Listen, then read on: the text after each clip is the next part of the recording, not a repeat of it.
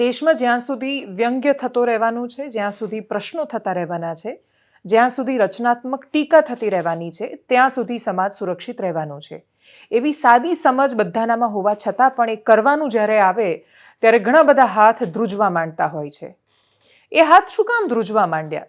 શું માત્ર આજે જ એવો સમય આવ્યો છે કે જ્યાં ટીકા કરતા પહેલા માણસે એવો વિચાર કરવો પડે છે કે આ કર્યા પછી એના પર આવેલી પ્રતિક્રિયાઓ કેવી હશે?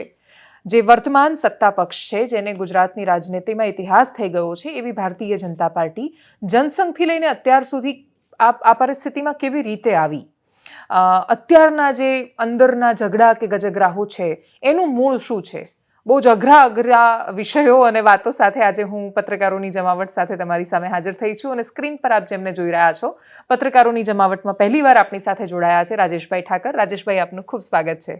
Thank you so much for joining અસ. અને ખૂબ આભાર આપનો, બોલાયો મને. હું પહેલા મને યાદ છે કે હું જ્યારે તમે લખો ફેસબુક પર ને હું પછી તમને વાંચું અને નીચે હું કોઈકને જો એવું લખેલું જોઉં કે આ સરકાર વિરોધી ને ભાજપ વિરોધી કે પછી વામપંથી પત્રકાર લાગે છે તો પછી મને એ સમજવાની ખૂબ ઉત્સુકતા અને ક્યુરિયોસિટી થાય અને હું એવું ઈચ્છું છું કે આપણે શરૂઆતમાં એ બેકગ્રાઉન્ડ વિશે જ વાત કરીએ, જે બેકગ્રાઉન્ડ તમને કદાચ એ લખવાની વધારે દ્રઢતા, મજબૂતી અને આઝાદી આપે છે, જે તમને જ વધારે એ લખવા માટે લાયક બનાવે છે, જેમાં ટીકાઓ હોય છે. એના વિશે આપણે એકદમ શરૂઆતમાં વાત કરીએ એટલે અમરેલીનું લેટર કાર્ડને બધા જે કરંટ ટોપિક છે એને છેલ્લે રાખીએ. શરૂઆત તમને એ પ્રશ્નથી કે શું કામ હું એવું માનું છું અથવા તમે પણ એવું માનતા હશો કે આ લખવા માટે તમે બહુ જ યોગ્ય વ્યક્તિ છો જ્યાં સરકારની ટીકા હોય? જો દરેક વ્યક્તિ જે આ લોકતંત્રની અંદર પોતાનો મત આપી અને એનો અભિપ્રાય પોતાના પ્રમાણેની સરકાર બને, પોતાના વિચાર પ્રમાણેની સરકાર બને, પોતાની અપેક્ષાઓ અને સપનાઓ પ્રમાણેની સરકાર બને અને જ્યારે એમાં ક્યાંક ત્રુટિ દેખાતી હોય ત્યારે દરેક એ નાગરિકની પાસે અધિકાર છે કે એણે બોલવું જોઈએ, એણે લખવું જોઈએ, એને એક્સપ્રેસ કરવી જોઈએ પોતાની વાતને. કારણ કે તમે જ્યારે વોટ આપીને બહાર નીકળો છો પછી ઓડિટરની ભૂમિકામાં આવો છો અને 5 વર્ષ સુધી એની ભૂમિકા તમારે નિભાવવી પડે. એમાં એ વિષય આવતો જ નથી કે સત્તા કોની છે કે સત્તા કોની નથી. વિષય એ જ આવે છે કે કોણ આપણને શાસન આપે છે ને શું વચન આપીને લોકો શાસનમાં ગયા હતા. ત્યાં આગળ જ્યાં આપણને એમ લાગે કે ઉણપ છે, ખામી છે, અહીંયા આ લોકો ઉણા ઉતર્યા છે, ત્યારે તમારી પાસે જે પણ માધ્યમ છે એ માધ્યમના લઈ અને તમારે એની ચર્ચા કરવી જોઈએ. તમે ઓફિસમાં છો, ઓફિસમાં મિત્રો સાથે ચર્ચા કરી શકો છો, પાનના ગલ્લે ઊભા છો, પાનના ગલ્લે એની ચર્ચા કરી શકો છો. તમારી પાસે દાખલા તરીકે એવું કોઈ માધ્યમ છે કે જેની અંદર તમે લખી બોલી શકો છો.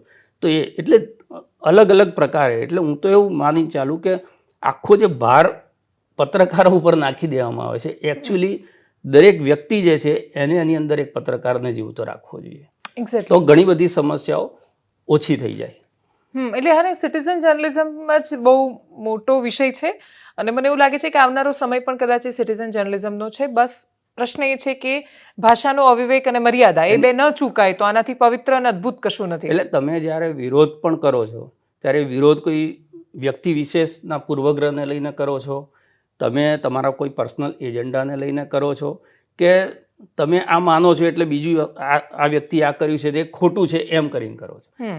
એ આખો બહુ મોટો વિષય છે અને એમાં તમારા મર્યાદાઓ તમારે જાળવવી જ પડે. જ્યારે આપણને ઘણી વખત એવું કહે છે કે તમે અહીંયા બોલો છો તો તમે પશ્ચિમ બંગાળમાં નથી બોલતા. આ એક જનરલ હોય છે, બરાબર. પણ પશ્ચિમ બંગાળના પત્રકારો હશે, પશ્ચિમ બંગાળની અંદર જે સરકાર ચાલે છે એની વિરોધની અંદર વિરોધ પક્ષ હશે, એ એની ત્યાં ભૂમિકા નિભાવતો હશે. આપણે જ્યાં રહીએ છીએ, જે ગુજરાતમાં રહીએ છીએ, ગુજરાતની સામે જે સમસ્યા આવે છે તો સૌથી પહેલાં આપણી સામે જે સમસ્યા આવે છે એને આપણે એડ્રેસ કરવી પડે. એટલે જે આપણે આ સામે બનતી ઘટના છે એના ઉપર આપણે વધારે રિએક્ટ કરતા હોઈએ છીએ બીજી ઘટનાઓ કરતાં. એટલે આ ત્રાજવું લઈને તોડવા જેવી વાતો છે ને, આ બધું જે કરવામાં આવે છે ને એ એટલા માટે જ કરવામાં આવે છે કે જે પણ લોકો લખી રહ્યા હોય, બોલી રહ્યા હોય, એ ક્યાંક પાછી પાની કરે, કાં તો એમના ઉપર સવાલ ઊભા કરી અને એમની ક્રેડિબિલિટી છે એને તમે શંકાના દાયરામાં નાખી દો તો મારું લખેલું કે મારું બોલેલું કે તમારું લખેલું કે તમારું બોલેલું એ ક્યાંક ને ક્યાંક શંકાસ્પદ થઈ જાય. એટલે એની જે અસર છે એ અસરને કાપવા માટેની આ બધી કોશિશો હોય છે. તમે સરકાર સામે લખો છો ત્યારે શું તમે ભાજપ વિરોધી હોવ છો? જે સરકાર છે એ તો ભાજપ છે, સરકાર એ તો બાય ડિફોલ્ટ છે. ભાજપ ના હોત અને આ ઘટના કોંગ્રેસના સરકારની અંદર બની હોત અને આપણે એમાં એ ઘટનાનો બચાવ કર્યો હોત કે સરકાર પક્ષે બચાવ કર્યો હોત તો એવું કહી શકાય. દાખલા તરીકે અત્યારે ભારતીય જનતા પાર્ટીનો બચાવ કરવાની સ્થિતિ હોય તો આપણે ઘણા બધા એવા મુદ્દા બનતા હોય છે કે જેની અંદર વિપક્ષ એક પક્ષ લેતો હોય પણ એમ લાગતું હોય કે રચનાત્મક રીતે કે સકારાત્મક રીતે આ સરકારે કર્યું છે એમાં કશું ખોટું નથી, તો આપણે એ પક્ષે પણ જતા આવીએ છીએ. પણ સ્વાભાવિક જ રીતે મેં જેમ કીધું એમ આપણે માત્ર નહીં, મત આપીને મતદાન મથકમાંથી બહાર નીકળી ગયો માણસ, પછી એણે ભાજપને મત આપ્યો હોય તો પણ એણે વિપક્ષની ભૂમિકામાં આવી જવું જોઈએ. અને એટલે સત્તા પક્ષમાં ભાજપ છે એટલે આપણે ટીકા કરીશું તો એ સ્વાભાવિક જ છે, ભાજપની ટીકા દેખાવાની છે. જનસંઘથી ભાજપની સફર બેઝિકલી તમારી પાસેથી સમજવી છે, કેમ કે તમારા પપ્પાએ ખાસો સમય કામ કર્યું જનસંઘમાં, સાધનામાં. એ વાતાવરણમાં ઉછર્યા પછી ખાસું બધું RSSનું બેકગ્રાઉન્ડ હોવા છતાં તમે જ્યારે એ ટીકા કરો છો તો શું કામ તમને એવું લાગે છે કે એ સત્તા જેના સપના જોયા હતા જે તે શાસકોએ એ આજે ફળીભૂત નથી થઈ રહ્યા એવું તમને લાગી રહ્યું છે?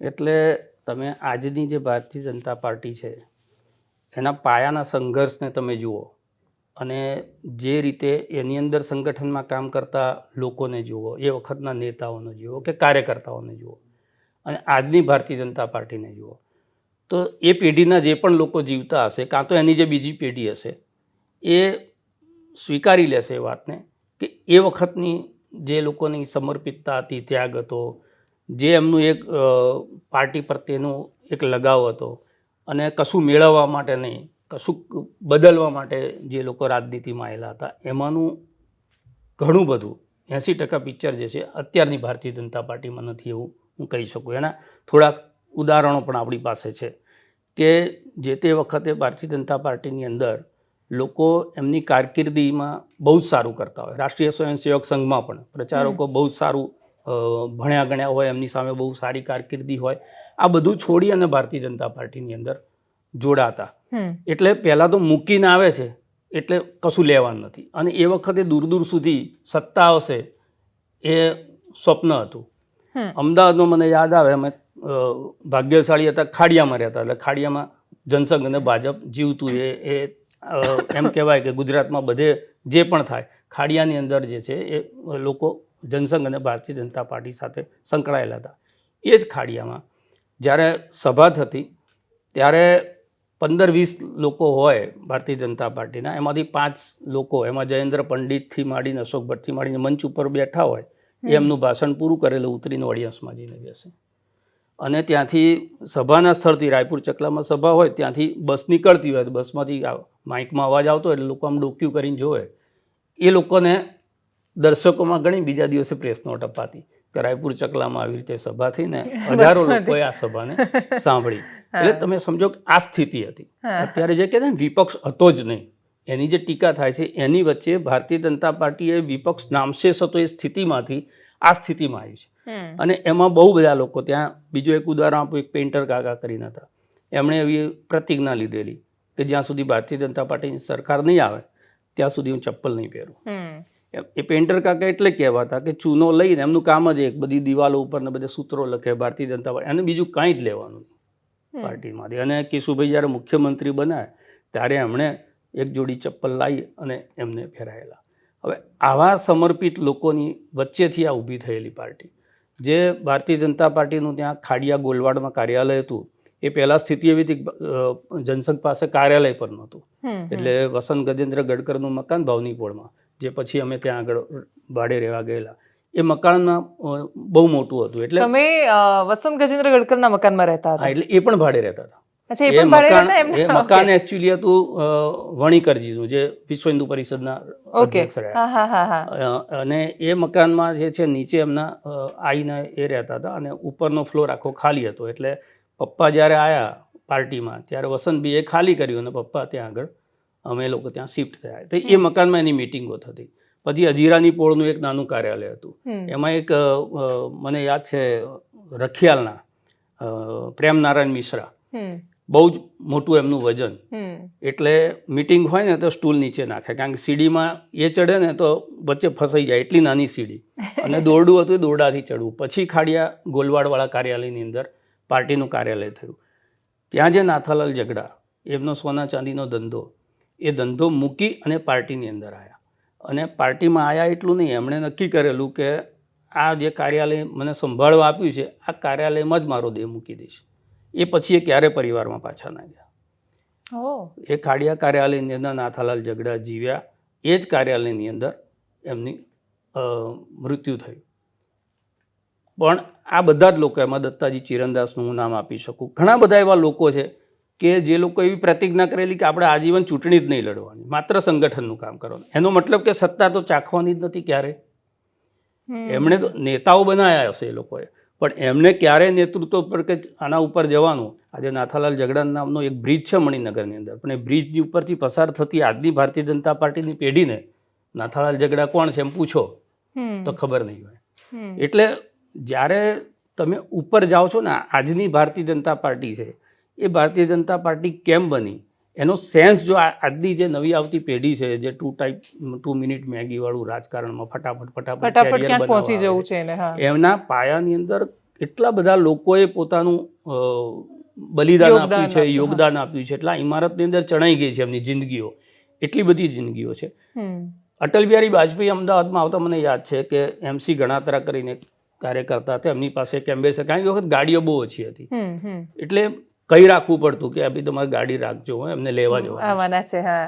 એટલે આ સ્થિતિ. અને મને એવું યાદ છે કે જ્યારે પપ્પા સંગઠનમાં કામ કરતા હતા ત્યારે નાથા કાકા હોય કે શંકરસિંહ હોય કે બીજા નેતાઓ ઘરે આવે, તેમાં ખાસ નાથા કાકા એવું કરે કે બહાર બેસીને ચર્ચા કરતા એટલે ઊભા થઈને રસોડામાં જાય અને ડબ્બા ખખડાવે. અને એ પાર્ટીમાં હંમેશા એવું કે તમારા કાર્યકર્તા બધું મૂકીને પાર્ટીમાં કામ કરે છે, એ તમને બહારથી ક્યાંકથી પડોશીને ત્યાંથી ખાણ નહીં હોય તો લાઈન ચા તો પીવડાવી દેશો, પણ તમે એના રસોડામાં કોઈ દિવસ જશો ને તો ખબર પડશે કે એની પરિસ્થિતિ શું છે.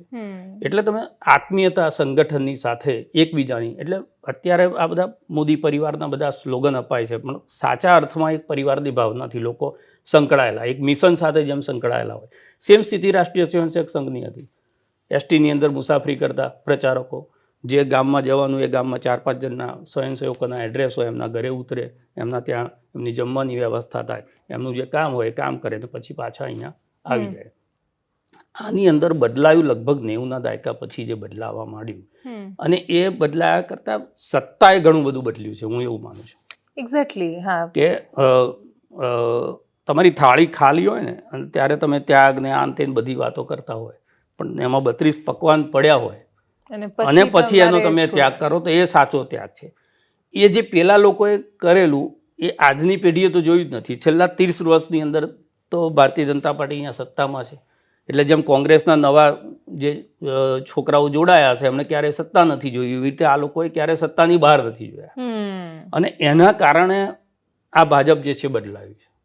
એટલે એવું કહે ને કે પૈસો ના હોય ત્યારે સ્ત્રીની પરીક્ષા થાય અને પૈસો આવે ત્યારે પુરુષની પરીક્ષા થાય. તો રાજનીતિની અંદર એવું છે કે જ્યારે સત્તા ના હોય ત્યારની તમારી સ્થિતિ અને સત્તા આવ્યા પછીની સ્થિતિ, એની અંદર જ્યારે ફેરફાર આવવા માંડે ત્યારે એ કલ્ચર જે છે એ તમારો છે એક નીચે પાયા સુધી બધું બદલતું જાય.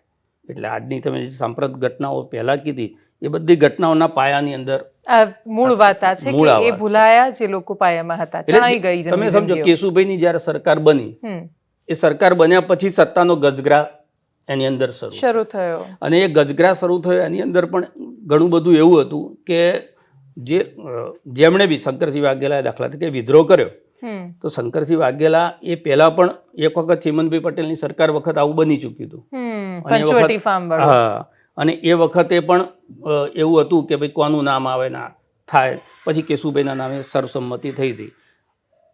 શંકરસિંહ વાઘેલાએ પણ ઘણા બધા વર્ષો સુધી તો વિપક્ષમાં કામ કર્યું. એમની સાથે ગયેલા બહુ બધા લોકો, એ પેલા જેટલા બી જૂના લોકો છે જેમના નામ આપણે દઈએ, એ બધા આ સંઘર્ષની સાથે તો બધા જોડે જ હતા.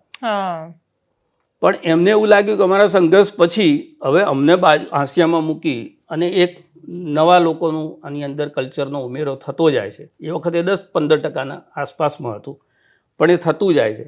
એની અંદરથી આ ગજગરા શરૂ થયો. અને અત્યારે સેમ પરિસ્થિતિ એવી થઈ રહી છે કે હવે જે સિસ્ટમમાં ગોઠવાઈ ગયેલા છે એમાંથી માથું મારીને જગ્યા કરવા માટે જે લોકો કોશિશ કરે છે એ લોકો પાછી પાર્ટીની અંદર એ જ સ્થિતિ ધીરે ધીરે ઊભી કરી રહ્યા. તો મેં કીધું ને બદલાયું શું, તો બદલાયું સત્તા પહેલાંનું ભાજપ અને સત્તા પછીનું ભાજપ, એની અંદર ઘણું બધું બદલાયું છે.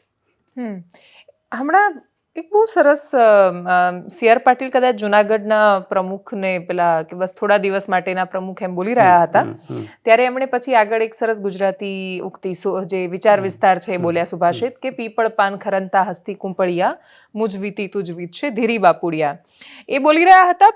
ત્યારે એ પણ એનો પર્સપેક્ટિવ છે કે દરેકનો સમય આવતો હોય છે, પણ શું એ સ્વીકાર ભાવ રાજનીતિની કોઈ પણ પેઢીએ નહીં રાખવો પડે કે જે પેલું સ્મૃતિ ઈરાનીનું ગીત હતું ને કે એક પેઢી આતી હૈ એક પેઢી જાતી હૈ, કે કોઈક આવે છે એના માટે જગ્યા નથી બનાવી શકતું કોઈ પણ, એટલે જેવા જીતની નજીક પહોંચે એટલે જીતનો ઉન્માદ એટલો માથા પર સવાર થઈ જાય છે કોઈને પણ. એટલે દેશ આઝાદ થયો, આઝાદી માટે ખૂબ ધીરજથી ને વર્ષો વરસ આરામથી જેલમાં રહીને લડેલા નેતાઓ જેવી જીત નજીક આવી એટલે તરત જ એ જીતના એટલા બધા ઉન્માદમાં આવ્યા કે ભૂલી ગયા કે અલ્ટિમેટ ઉદ્દેશ્ય શું હતો, દેશને આઝાદ કરવાનો. અને દેશ તો વિખેરાઈ રહ્યો છે, બધાને ઉતાવળ આવી ગઈ હતી દેશમાં શાસન કરવાની.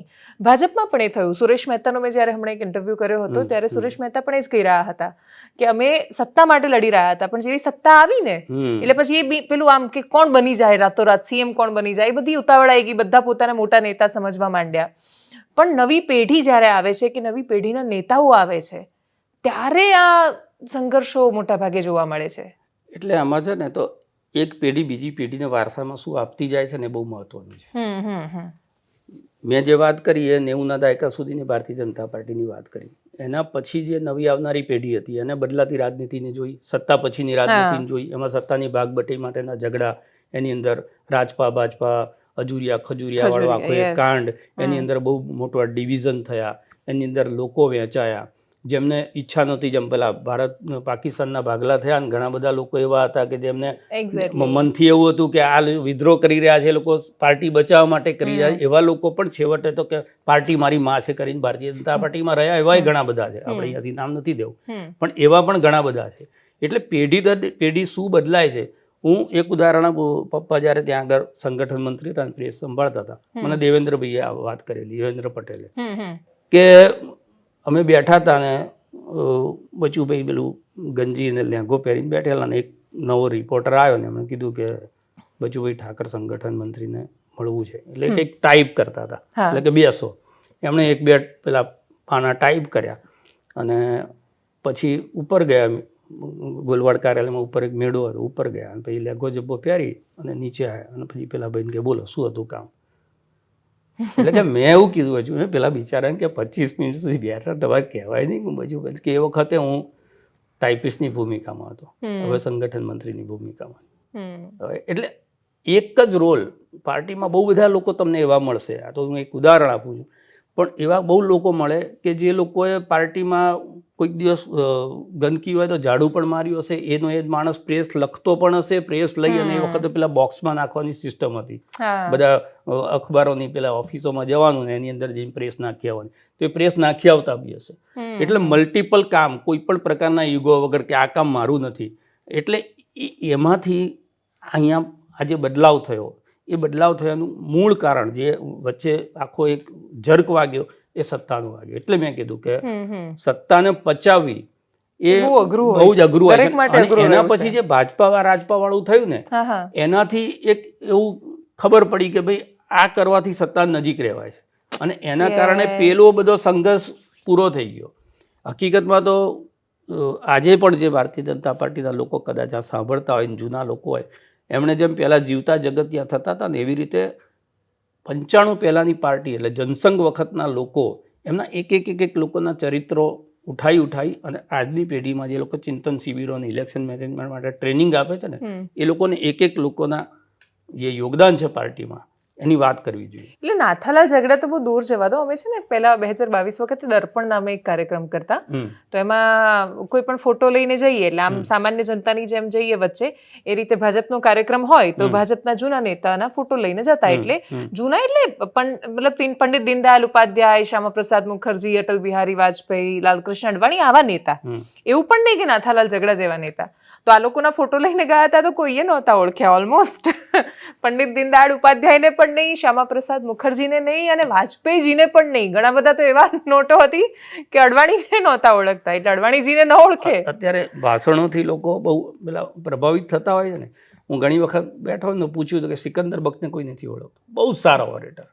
તો એમની તમે વાત કરો તો એમને કોઈ ના ઓળખતું હોય. આરિફ બેગ, ભારતીય જનતા પાર્ટીના મુસ્લિમ નેતાઓની વાત એટલા માટે કરું છું. આરિફ બેગ બહુ સરસ બોલતા, મધ્યપ્રદેશથી યાદ આવે, એનું સરસ મજાના એમના ભાષણો થતા. ને અટલ બિહારી વાજપેયી આવે ત્યારે આરિફ બેગ બોલે, પછી વાજપેયી બોલે, ખાનપુર ચોકમાં એમની સભાઓ થાય. એટલે અમદાવાદની અંદર અરવિંદ પાઠક, બહુ બધા એવા ઓરેટર્સ બી હતા કે જે બહુ સરસ રીતે એમની વાતોને પ્રેઝન્ટ કરતા, બહુ જ માર્મિક રીતે પોતાની વાત કહેતા. એટલે એ જે છે ને એ બી એક મોટો અભાવ નથી. તમે જે આલોચનાની વાત કરી તો એની અંદર આ પણ અભાવ છે કે તમારી વાત તમે સારી રીતે અને બહુ જ ચોટદાર રીતે તમે કહી શકો. અત્યારે મનમોહનસિંહના ગયા પછી પેલો તેરી દીદ કે કાબિલે શેર જે ચાલ્યો, પણ જીવતા ક્યાં આપણે એને ઓડિટ કર્યું કે આ રાજનીતિ. આપણે તો રમેશ વિધોડી વાળું છે એની ચર્ચા પુષ્કળ થાય. એટલે આ જે પ્રસંગો છે, મને અટલ બિહારી વાજપેયીને બહુ જ યાદ રહે કે દેશમાં ખાંડ હતી, એની નિકાસ થઈ ગઈ હતી અને ખાંડ મોંઘી થઈ ગઈ હતી અને ચીન ત્યાં આગળ છમકલા કરતું સરહદ ઉપર. ત્યારે અમને એક વાક્ય કીધું હતું કે દેશ મેં ચીની કા દોનો તરફ સે ખતરા હૈ, દેશ મેં ચીની કમ હૈ इसलिए સરહદ પર ચીની જ્યાદા હૈ इसलिए. તો આ તમારી જે છે ને આલોચના કરવાની એક બહુ જ માર્મિક શૈલી હતી. એ બધું પણ એટલા માટે થયું કે એ લોકોને જીવતા ના રાખ્યા. તમે એમની કળશ યાત્રા કાઢી, પણ એમનું જે વાતો હતી કે એમનું જે જીવન હતું કે એમનું જે સમર્પણ હતું, એવા અસંખ્ય કાર્ય. આ તો નામ થઈ ગયા છે એટલે આપણે એમની ચર્ચા કરીએ છીએ. અનામી બહુ જ બધી જિંદગીઓ છે જે આ પાર્ટીને બનાવવામાં ખર્ચ થઈ ગઈ હોય, ખપી ગઈ હોય, એવા ઘણા બધા લોકો છે. ને અત્યારે એમની બીજી ત્રીજી પેઢીને તમે જઈને કહેશો તો એમની અંદર એ આક્રોશ છે.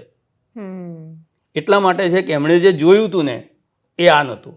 એટલે એમણે તો સહન કર્યું છે ને કે એમના પપ્પા એમને સમય નથી આપી રહ્યા. એમને આક્રોશ નથી કે એમણે આ બધું કર્યું પછી એમને કશું મળ્યું નહીં અને આ લોકો આ કરી રહ્યા છે. એમણે જે પાર્ટીને જોઈ હતી ને એ પાર્ટી અત્યારે ના દેખાતી હોય ત્યારે દુઃખ છે. તમે જુઓ, રાજકોટ નાગરિક બેંકમાં ઝઘડો થાય અને મણિયાર ફેમિલી જેવું એક ફેમિલી, બીજું પાર્ટીના બંને ડીઓટી ફેમિલીના લોકો એકબીજા ઉપર ભ્રષ્ટાચારના આક્ષેપ કરે, એની અંદર સંઘના સંકળાયેલા લોકો પણ એકબીજાની સામે બોલવા માંડે. એનો મતલબ કે આ ક્યાં સુધી નીચે સુધી આ ઉતર્યું છે. એટલે બિલકુલ સાચી વાત છે કે સત્તા ઘણું બધું બદલતું હોય છે. એટલે જ મેં કીધું પૈસો ના હોય ને પૈસો હોય એના જેવું છે. પણ શું આ બદલાવ માત્ર પાર્ટીમાં, એટલે જેમ કે કોંગ્રેસ આખી બદલાઈ, કોંગ્રેસના એની નૈતિકતા, મૂલ્યો એ બધું ક્યારનું બદલાઈ ગયું, સત્તાના સ્મૂથ ટ્રાન્ઝિશન થયા જ નથી અને મોટાભાગે થતા જ નથી. સત્તાઓ બદલાય ત્યારે હજી આપણી ડેમોક્રેસી કે પોલિટિકલ પાર્ટીઝ એટલી મેચ્યોર છે જ નહીં કે એ સમજે કે મારો વારો પૂરો થયો છે, હવે મારો સમય આવ્યો છે નીકળવાનો. એટલે એ છૂટતું નથી કોઈનાથી. 90 વર્ષની ઉંમરે નથી છૂટતું, તો આ તો 70-80 વર્ષે છોડી શકે એ બહુ સરળ છે નહીં. પણ સમાજમાં, મીડિયામાં, એ બધામાં પણ તો એટલા બધા બદલાવ આવ્યા છે કે અત્યારે જો સુષ્મા સ્વરાજ જો ઇલેક્શન લડવા માટે કોઈ એવા નેતાની સામે ઉતરે જ્યાં એમની કાસ્ટનું બેલેન્સ ના હોય ને સામે બોલવાવાળા, બહુ બેફામ બોલવાવાળા નેતા હોય, તો સુષ્મા સ્વરાજ હારી જાય. ડૉક્ટર મનમોહનસિંહ માટે એક પણ આ દેશમાં એક પણ સુરક્ષિત સીટ નહોતી, અરુણ જેટલી માટે નહોતી. તો કદાચ સમાજનું પ્રતિબિંબ છે આજની રાજનીતિ. એટલે પોલિટિક્સ છે ને એ માસનું છે, ક્લાસનું નથી. હું કાયમ કહેતો હોઉં, આપણા દેશની અંદર એપીજે અબ્દુલ કલામ ચૂંટણી લડે ને તો ડિપોઝિટ ગુમાવે. પપ્પુ કાલાણી જેવા લોકો એ ચૂંટણી, લતીફ જેવા 5-5 જગ્યાએ લડે ને તો જીતે. હા, લતીફ જેલમાં રહીને ચૂંટણી જીતે. એટલે હું હંમેશા એ વાત સાથે બહુ સંમત હોઉં છું કે ચૂંટણીની હાર ને જીત એ માણસનું કે પાર્ટીનું ઓડિટ કરતી નથી. કોંગ્રેસનો જ્યાં સુધી સવાલ છે ને, કોંગ્રેસે તો સંગઠનમાં ધ્યાન જ આપવાની જરૂર નથી, કારણ કે 50 વર્ષ સુધી એ લોકો સત્તામાં હતા. આનાથી સાવ રિવર્સ. એમણે સંઘર્ષ ક્યારેય જોયો જ નહીં. અને એટલે જ્યારે સંઘર્ષ કરવાનું આવ્યું ને ત્યારે પેલી એસી ચેમ્બરમાંથી બહાર નીકળતા પેલો તડકો સહન નહીં કરવાનો, એના વિચારથી જ પરસેવો આવી જાય એમને. તો ઘણી વખત એ લોકો કાર્યક્રમ આપે ને એની અંદર હું જોઉં ને તો ખાસ નેતાઓના જબ્બા ઉપર મારી નજર હોય, કોઈની ક્રીસ પર ના પડે. તમે જ્યાં સુધી ધૂળ છે તમારા જબ્બા ઉપર ના લગાડો ત્યાં સુધી તમારો સંઘર્ષ. એટલે કોંગ્રેસમાં એવું હતું, કોંગ્રેસના સંગઠનનો કોઈ અનુભવ જ નહોતો. ભારતીય જનતા પાર્ટી એ સંગઠન આધારિત જ પાર્ટી હતી. અને એટલે બીજેપી માટે એટલા માટે કહેવાય કે એમની જે કરોડરજ્જુ હતી ને એના મણકામાં ઘસારો થઈ રહ્યો છે. કોંગ્રેસ તો પહેલેથી એમને જે છે એકદમ સુખ સુવિધામાં હતા ને એમાંથી આમાં આવ્યા છે. એટલે એ લોકોને એ આદત, એમના નેતાઓને આદત નહોતી અને એ નથી એટલે અત્યારે પણ એ નથી જ કરી શકતા એ લોકો. બીજું તમે કીધું એ બિલકુલ સાચી વાત છે. આપણે તો આ પોલિટિકલ પાર્ટીઓની વાત કરીએ છીએ એટલે એની અંદર જે બદલાવ આવ્યો છે એની ચર્ચા છે. પણ સમાજમાં તમે જુઓ, આપણે મીડિયા સાથે સંકળાયેલા લોકો છે, પત્રકારત્વ કેટલું બધું બદલાયું છે. એક્ઝેક્ટલી. પત્રકારત્વ બદલાયું છે, એની સાથે સાથે લોકોનો દ્રષ્ટિકોણ કેટલો બધો બદલાયો છે. ઘટનાઓ હોય તો એ ઘટનાઓને કયા પક્ષ સાથે સંકળાયેલી ઘટના છે, કયા પ્રદેશમાં કોની સરકારમાં બનેલી ઘટના છે, કઈ જાતિમાં બનેલી ઘટના છે, આ બધા સાથે પહેલાં તો મગજથી વર્ગીકરણ કરે અને પછી એને એમ થાય કે ના ના આ તો આપણા પાર્ટીવાળું પ્રદેશ નથી એટલે આમાં આપણે નહીં બોલવાનું, આમાં આપણે બોલવાનું. એટલે સમાજની અંદર પણ મૂલ્યોનું અવમૂલ્યન થયું છે. અને કોઈ પણ ક્ષેત્ર હોય એની અંદર જે પણ માણસો જતા હોય એ જાય છે તો સમાજની અંદરથી. એટલે સમાજમાં જ્યારે સડો થાય, એના મૂલ્યોનો હાસ થાય, એના જે આદર્શો છે એ ઘટતા જાય, એમના જે આઈડલ છે એ એવા આવતા જાય કે એને જોઈને લોકો શીખતા હોય, તો સ્વાભાવિક જ છે કે એનું જ રિફ્લેક્શન જે છે એ પોલિટિક્સમાં આવવાનું છે, પત્રકારિતામાં આવવાનું છે, શિક્ષણમાં આવવાનું છે, તમામ જગ્યાએ આવવાનું છે. એટલે બદલાયું છે, માત્ર પોલિટિકલ પાર્ટીઓ નથી બદલાઈ, આખી સોસાયટી જે છે એ સોસાયટી ધીરે ધીરે બદલાઈ રહી છે. તમે જુઓ તો ઓટીટીના પ્લેટફોર્મ ઉપર જુઓ, તમને હિંસા, તમને એની અંદર સેક્સ, એની અંદર ગાળ બોલવી એટલે કોક તો ગધેડોએ કહી દીધો હોય ને તો માથે ટપલી પડતી હતી પહેલા, એવું આ શું બોલે છે તું. અને અત્યારે ગાળ બોલવી એટલું બધું સરળ થઈ ગયું છે, કારણ કે આ બધું જોઈને એમ લાગે છે કે આ કંઈક બહુ ખરાબ શબ્દ નથી.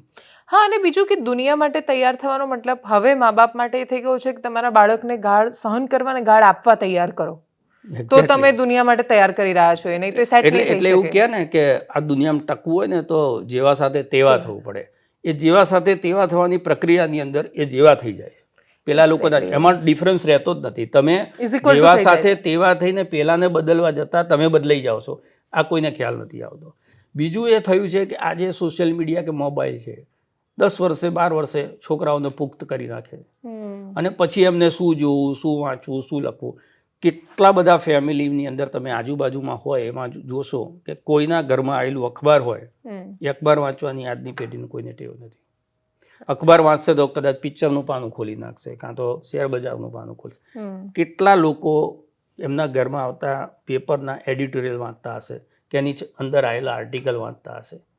એટલે આ જે પ્રક્રિયા હતી ને, પહેલાં લાઇબ્રેરીઓ, મને ખબર છે કોલેજમાં અમે ભણતા હતા ત્યારે કોલેજ છૂટ્યા પછી ઘરે જઈ અને જમીન કપડાં બદલીને માણસ વાંચવા માટે લાઇબ્રેરીમાં જતો. ઘર સંયુક્ત કુટુંબ હોય, પોળમાં રહેતા હોય, બધા આજુબાજુ અવાજ આવતા, લાઇબ્રેરીમાં જાય એટલે સામે પુસ્તકો જ હોય. એની અંદરથી એને ટેવ પડે કે આજે વેકેશનમાં અમને યાદ છે કે એક વખત તો લાઇબ્રેરીને મને ટોકેલો કે ખાલી ટાઈમ પાસ, આજે પુસ્તક લીધું એમ બીજા દિવસ હું જમા કરાવવા જાઉં. 300-400 પાનાનું હોય એટલે પેલા નામ થાય કે વાંચ્યું નથી લાગતું આને. પણ એટલી બધી આદત હતી લોકોને એ વાંચવાની, અને વાંચન પાછું એ સાહિત્ય સારું મળતું હતું. અત્યારે તમે જોવા નીકળો તો મેં જેમ કીધું એમ ઓટીટીના પ્લેટફોર્મ પર પણ આ છે, ફેસબુકની રીલમાં પણ આ વસ્તુ છે. અને આજે પેલો વ્યુઅર વધે ને એનો જે ક્રેઝ થવા માંડ્યો છે કે નેગેટિવિટી વેચાય છે તો વેચો, એના કારણે વહેંચાતું ગયું સમાજમાં. અને સમાજનું જે સ્તર છે, સમાજની જે ચિંતન કરવાની પ્રક્રિયા છે, એ બધાનો ધીરે ધીરે જે છે એ હાસ થતો જાય છે. અને એટલે બધું બગડતું જાય છે. માત્ર રાજકારણ, આપણે રાજકારણને તો દોષ દઈએ છીએ, પણ રાજનીતિની અંદર સરકારો બનાવે છે તો આખરે જનતા જ બનાવે છે. તમે તમારું સારું કે ખોટું એ તમારી રીતે ના વિચારી શકતા હોય ને તમે આ વ્યક્તિ મને નથી ગમતો એટલે આ વ્યક્તિ જે કરે છે બધું ચલાવી લેવાનું. અત્યારે આ ચાલ્યું છે. અને એનો બેનિફિટ કોણ લઈ જાય તો સત્તા પક્ષનો માણસ લઈ જાય. તમારે ડર તો બેસાડવો પડશે કે ભાઈ કાળો ચોર છે, કાળો ચોર, આ વખતે તો તમે નથી. આ રિએક્શન પબ્લિકની અંદરથી નથી આવતું અને એનો લાભ બીજા પક્ષને મળતો જાય. એટલે સોસાયટીની જે થિંકિંગ કરવાની જે પ્રોસેસ છે એ પ્રોસેસ પણ હવે એમાં પણ વાયરસ આવી ગયો છે. ઓકે, છેલ્લો પ્રશ્ન. રાજનીતિ સંપૂર્ણ રીતે સંભાવનાઓનો ખેલ છે અને તમે એમાં ક્યારેય ભવિષ્યવાણી નથી કરી શકતા, પણ એના વર્તમાનને જોતા થોડા ઘણા અંદાજ લગાવી શકાતા હોય છે. ભારતીય જનતા પાર્ટીનો સૂર્ય અત્યારે એટલો બધો મધ્યાહને છે કે 162ની સત્તા છે ગુજરાતમાં. વિપક્ષ આ અમરેલી જેવા થોડા થોડા પ્રયોગો કરે પણ એમાં એવા બધા પોલિટિકલ હથિયારો વાપરે કે આપણને એવું લાગે કે મુદ્દાસરની કોઈ લડાઈ વિપક્ષની છે નહીં અને ના એ જનતાને કોઈ પેલું આમ ગોપાલ ઇટાલિયા આમ કરે તો એનાથી ના આત્મા જાગે અને ના અમરેલીમાં પરેશ ધાનાણીના ધરણાથી કોઈ વિશેષ ફરક પડતો હોય છે સામાન્ય જનમાનસમાં. તો વિપક્ષનું અસ્તિત્વ અને એનું ભવિષ્ય શું? વિપક્ષ છે ને એની મોડસ ઓપરેન્ડી એવી રહી છે કે કોઈ એક ઘટના ઘટે છે ને એટલે એ ઘોડા ઉપર સવાર થઈ જાય અને પછી એ ઘટનાનું કાળક્રમે જેમ અવસાન થઈ જાય. કાલે હતાશાનો સૂર જેમ પરેશ ધાનાણીએ કર્યો કે ભાઈ હું કશું આપને અપાઈ શક્યો નથી, એનો મતલબ કે પબ્લિકનું કનેક્શન તમે ક્યાંક ખોઈ દીધું છે. તો તમારે માત્ર કોઈક એવી ઘટના બને, દાખલા કે પાટીદાર આંદોલન થયું તો એને ઉઠાવી લીધું, ક્ષત્રિય આંદોલન થયું એને ઉઠાવી લીધું, અમરેલી આ ઘટના બની, મોરબીમાં કોઈ ઘટના, તમે કોઈ દુર્ઘટના બને એની રાહ જોઈ અને પછી જ પોલિટિક્સ કરવા જાઓ. એના બદલે તમારે રોજ જે પ્રજાના પ્રશ્નો છે નાનામાં નાના, અને પાર્ટી છે ને એ મોટા પ્રશ્નોથી નથી ચાલતી. પાર્ટી તો કોઈના નળમાં પાણી નથી આવતું 4 સોસાયટીની અંદર અને તમારા કાર્યકર્તા ત્યાં પહોંચી ગયા અને સોસાયટીના લોકોને 50 લોકોને લઈને કીધું. મને યાદ છે જયેન્દ્ર પંડિતે એક વખત કર્યું હતું, પાણી નહોતું આવતું તો મેયર હતા કદાચ કૃષ્ણવર્ધન બ્રહ્મભટ્ટ હતું, કોણ હતું એ મને મેયર યાદ નથી, ડોલ, સાબુ અને રૂમાલ, જયેન્દ્ર પંડિત આગળ ને પાછળ 100-200 લોકો મેયરના ઘરે પહોંચી ગયા કે અહીંયા કેમ આવ્યા છે કે નાવા પાણી નથી આવતું. કે હું તો એટલે નાવા ધોવાનું શું કરો, મારે તો રોજિંદી પ્રક્રિયા અહીંથી જ શરૂ થાય છે. તો આ પ્રકારનો વિરોધ કરો તો સીધે સીધું જ એની સાથે તમે કનેક્ટ થઈ જાઓ. એટલે સાવ નાના મુદ્દાથી, એટલે પંચાયતથી માંડીને પાર્લામેન્ટ સુધી ના તમામ મુદ્દાને હું એવું સમજુ છું કે લોકો ભલે કહેતા હોય કે રાષ્ટ્રીય મુદ્દાઓના બધા ચાલે છે, પણ જ્યારે તમે આ નાના નાના મુદ્દાઓને પીક કરો ત્યારે પબ્લિક સાથેનું કનેક્શન તમારું ગાઢ બને છે. એક્ઝેક્ટલી એનું કારણ છે કે તમે વારંવાર એની સાથે જાઓ છો. પેલાને લાગે છે કે ના મને તકલીફ પડી આ માણસ લડવાતો હોય, પછી એ કોંગ્રેસ ભાજપ નથી જોતો, પછી અપક્ષ પણ લડશે ને તો એટલા લોકો તો કમસે કમ એની પાછળ હશે. તો પહેલા તો તમારો જે સ્થાનિક નેતા છે એની સાથે પ્રજાનું કનેક્શન, પછી એ નેતાની સાથે ઉપરના જે સંગઠનના લોકો છે એનું કનેક્શન, ત્યાંથી ઉપરનું. અત્યારે સ્થિતિ કોંગ્રેસમાં એવી છે કે ઉપરના લોકોથી જ પાર્ટી ચલાવવાની કોશિશ થાય, નીચેનું મિકેનિઝમ છે ખલાસ થઈ ગયું છે. એટલે અને કોઈક એક માણસ લડે છે ને એમ થાય છે કે આને લડીને આટલું મોટું કર્યું તો તરત એમ થાય કે આ મોટો થઈ જશે તો તકલીફ પડશે, એટલે એને નીચે. તમે જ્યારે સત્તામાં હોય ને કાપી છે. ભારતીય જનતા પાર્ટી આપણે કીધું કે ભાઈ સત્તામાં આવ્યા એટલે લડે, અહીં તો નથી તો એ ઝઘડા છે. એટલે પબ્લિકની વિશ્વસનીયતા તમે જ્યાં સુધી ના કેળવો, તમારા મુદ્દાઓને લઈને એમને કન્વિન્સ ના કરો, ત્યાં સુધી એ કનેક્શન તમારું ના બને.